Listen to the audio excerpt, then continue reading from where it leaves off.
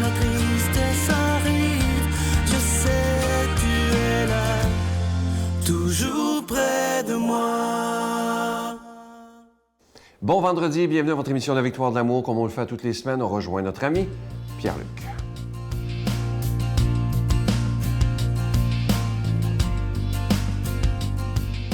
Bon matin à vous, très heureux de vous retrouver ce matin. Toujours en train de traquer des tendances qui peuvent donner du sens dans notre vie. Moi, je suis très alerte, je ne sais pas pour vous, là, mais j'essaie de faire en sorte que cette phrase-là, cette personne-là, apporte beaucoup de sens à la vie des autres et à la sienne en faisant une action.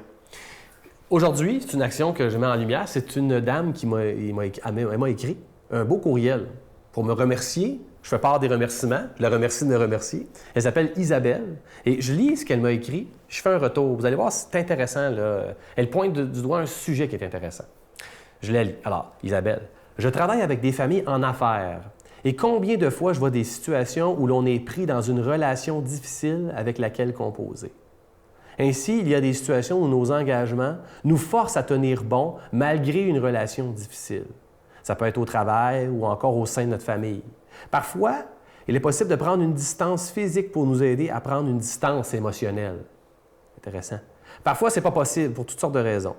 Il nous faut apprendre à se détacher dans l'amour et le respect de l'autre. Or, j'ose croire qu'on peut se retirer émotivement d'une relation tout en continuant de côtoyer une personne. Ça peut être un collègue de travail, un époux, une épouse, un enfant. Connaissant tes élans du cœur, Pierre-Luc, est-ce possible de nous faire réfléchir sur cet aspect? On dirait un courrier du cœur là, que quelqu'un m'envoie. Mais j'aime beaucoup son approche. Ça paraît là, qu'elle a travaillé avec des gens là-dedans, puis je fais comme, elle touche à quelque chose d'intéressant. L'affaire, en tout cas, que je retiens ici, sa phrase là, qui dit « faut apprendre à se détacher dans l'amour et le respect de l'autre », ça, j'y crois. Se retirer émotivement d'une relation tout en continuant de côtoyer une personne. Hey, c'est une bonne question, Isabelle.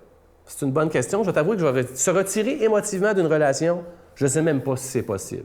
Mais je sais que ce n'est pas souhaitable.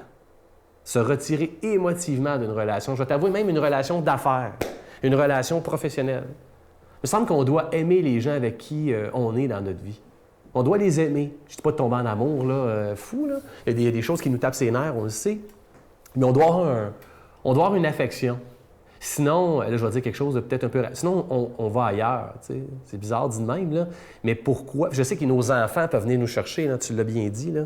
Mais je pense, en tout cas, pour réfléchir un peu plus je ne dis pas si on peut se retirer émotivement d'une relation, mais ce qui fait du sens, un donneur de sens, est capable de se retirer d'une part émotive, énergivore d'une relation. Et moi, je l'ai vécu beaucoup avec des gens proches de moi. J'ai déjà témoigné sur ma mère, ça me fait penser à ça.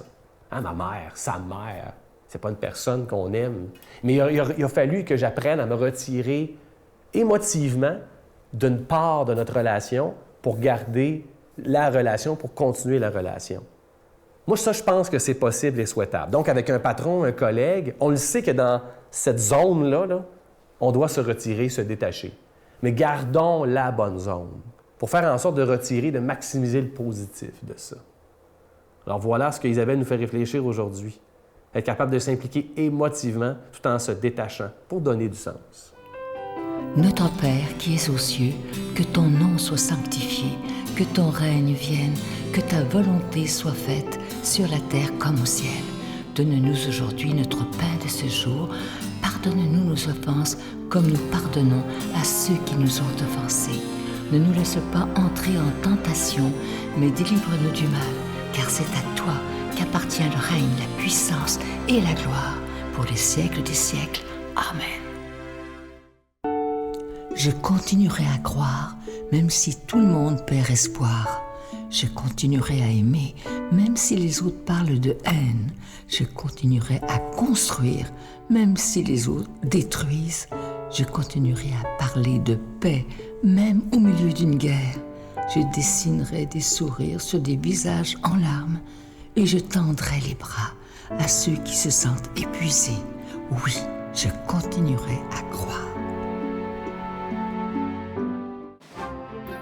La caravane de la Victoire de l'amour vous invite au sanctuaire Notre-Dame-du-Cap le samedi 17 août en compagnie du Père Michel-Marie de Paris, Monseigneur Pierre-Olivier Tremblay, Brigitte Bédard et Sylvain Charon, sous le thème « Venez à moi, vous tous qui peinez, et je vous donnerai le repos ». Conférence du Père Michel-Marie, célébration eucharistique, spectacle du Père Michel-Marie tout en chansons, dîner et souper inclus, transport en autocar de luxe au départ de plusieurs villes du Québec, à partir de seulement 149 $.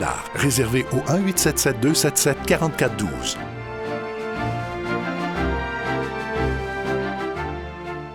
Je vais vous parler encore de ce magnifique cadeau du mois, une belle exclusivité de la Victoire de l'amour. C'est fabriqué à la main. Il s'agit du bracelet en bois d'olivier orné d'une petite croix argentée et il est déjà béni. Comme je vous le disais dans les semaines précédentes, ce qui est bien, c'est qu'il n'est pas fait en usine. C'est fait dans la prière par des religieuses de Mexico, de la communauté Agnus Dei. Et ils sont tellement contents qu'on puisse faire affaire avec eux parce que, avec ce qu'on leur donne, ça leur permet d'aider des enfants qui sont démunis dans la ville de Mexico. Je vous rappelle que c'est avec un don de 25 $. Et si vous en voulez deux, avec un don de 40 $, je vous donne l'adresse. La Victoire de l'amour, case postale 120, succursale Boucherville à Boucherville, le J4B 5E6, je vous la redonne. La Victoire de l'amour, case postale 120, succursale Boucherville à Boucherville, le J4B 5E6. Également par téléphone par carte de crédit dans le 514-523-4433, 514-523-4433 ou sans frais le 1-888-811-9291, 1-888-811-9291 et aussi sur notre site Internet. Vous savez que c'est une façon très rapide et très sécuritaire de faire votre don. C'est le www.lavictoiredelamour.org. Et si vous allez sur notre site Internet, vous allez découvrir que vous pouvez regarder. Il y a des gens qui ne savent pas ça. Vous pouvez revoir toutes les émissions que vous voulez. C'est gratuit à l'heure que vous voulez. Elles sont tous là depuis des années. Alors, vous pouvez passer de très, très beaux moments. Je vous rappelle, le magnifique cadeau du mois, c'est le bracelet en bois d'olivier qui est fabriqué par les religieuses de Mexico. Merci de tout cœur de votre grande générosité et merci aussi et surtout de votre prière pour le ministère de la Victoire de l'amour.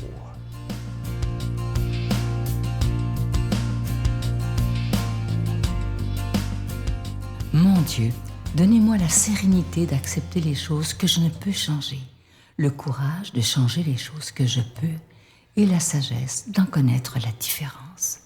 Amen. Aujourd'hui, la parole de Dieu est proclamée par quelqu'un qu'on apprécie beaucoup. Il est de Sainte-Anne-de-Beaupré, l'abbé Richard Larcher.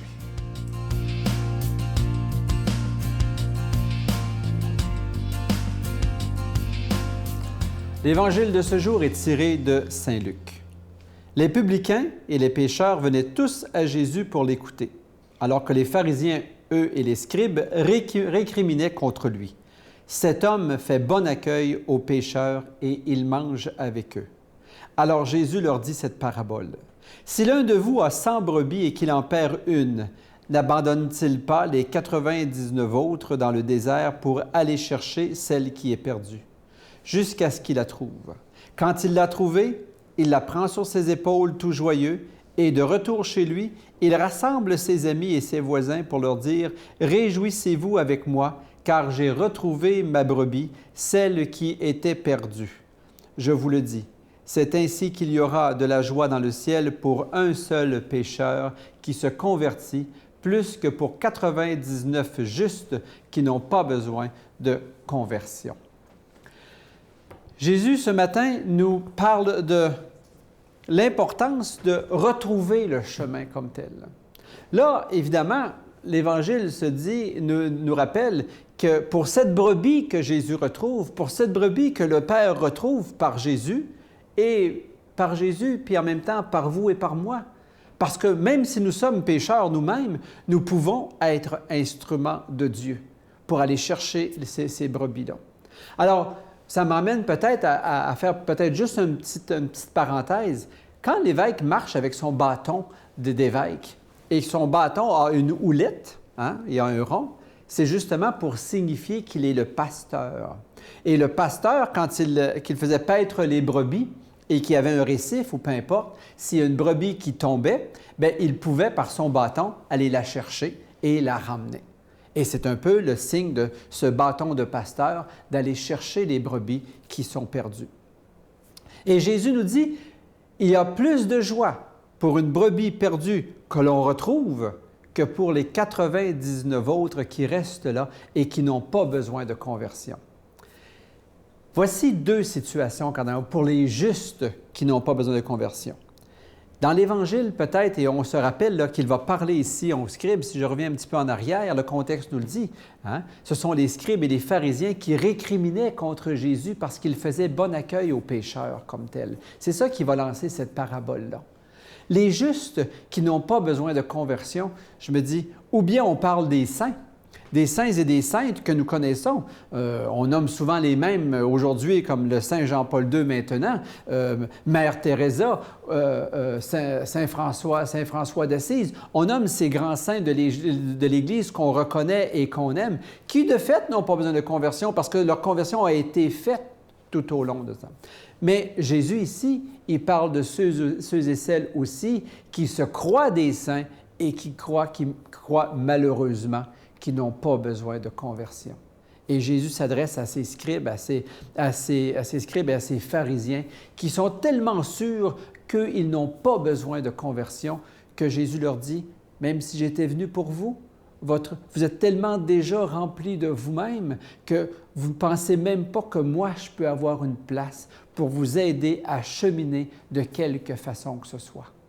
Autrement dit, Jésus est en train de nous dire, voyez-vous, ce qui est important, c'est que dans ma vie, il faut que mon ego ait sa place. L'ego, c'est pas méchant. L'ego, c'est pas péché. L'ego, c'est pas contre l'être humain. L'ego, s'il est à flat complètement dégonflé, il ne m'aide pas du tout parce que je deviens dépressif, puis parce que je me dévalorise, parce que je crois que je ne suis pas bon en rien. Alors, j'ai besoin que mon ego prenne sa place, sa juste place. Mais il faut que mon ego ne soit pas tellement gonflé qu'il reste de la place pour l'autre. L'autre avec un grand A qui est Dieu, Père, Fils et Esprit Saint, mais l'autre que sont aussi toutes les personnes que Jésus place sur ma route. Et à partir du moment où je suis capable de laisser Dieu entrer dans ma vie et humblement de lui dire, Seigneur, viens prendre ta place. Et Jésus ne prendra jamais la mienne. Jésus veut que je prenne ma place. Jésus, il ne veut pas que moi, je sois complètement anéanti pour que lui ait toute la place. Il veut prendre sa place. Il veut que je lui donne sa place, tout en même temps, tout en gardant celle qui me revient. Pas celle qui ne me revient pas, mais celle qui me revient.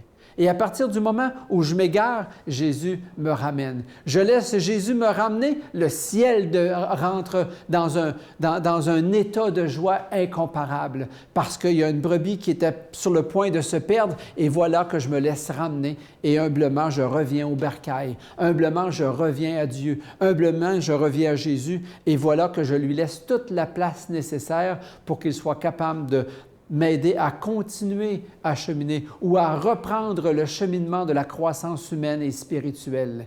Et là, il me regarde avec joie et dit, je te bénis, car je suis Père, Fils et Esprit Saint. Amen. Je vous salue Marie, pleine de grâce. Le Seigneur est avec vous. Vous êtes bénie entre toutes les femmes, et Jésus, le fruit de vos entrailles, est béni. Sainte Marie, Mère de Dieu, priez pour nous pauvres pécheurs, maintenant et à l'heure de notre mort. Amen.